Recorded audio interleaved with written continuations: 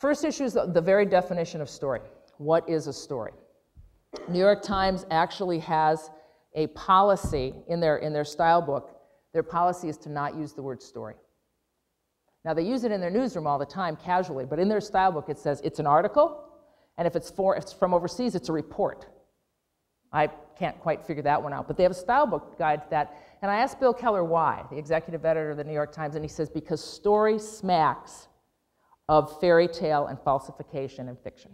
The very word story smacks of something that may be not true. And in the last 30 or 40 years, as journalism has gotten into the new journalism and then the new journalism, and several of my best friends became storytellers who borrowed techniques from fiction, that notion of whether it's true or not, of whether a story may be pushing a little too far, has been exacerbated. The whole notion of multimedia. Some people believe that the future everybody's going to become a broadcaster. Well, that's fine with me as long as it doesn't look like my nightly TV show, which I don't think is very good. I don't mean here, I mean in Seattle. I throw things at the TV in Seattle. But all these different forms of stories raise new challenges for us. First, we need to understand how each of those multimedia forms work for storytelling, because every single one has a different purpose. Audio has a different effective purpose than video, than still photography, than text, than graphics. They all have a purpose. And unless we understand each of those applications and purposes, we can't effectively use the tools we have at hand. So what you're seeing now is a lot of bad storytelling, because we're chasing, let's go use the new tool, but we're not understanding what that tool is best for. But a lot of what I see online tells me that we have unlearned everything we learned about how to design and package a story for ease of read. We've gone from narrow columns to wide. Anybody ever notice that the Bible is always printed in narrow columns, 2 narrow columns? There's a reason. God's no dummy when it comes to design, right? Well, we knew in newspapers that that made sense too, because people can read faster like this. And when people are reading in a news environment, they're doing a version of speed reading. And if they're reading across a document like this, they're going to miss a lot of things.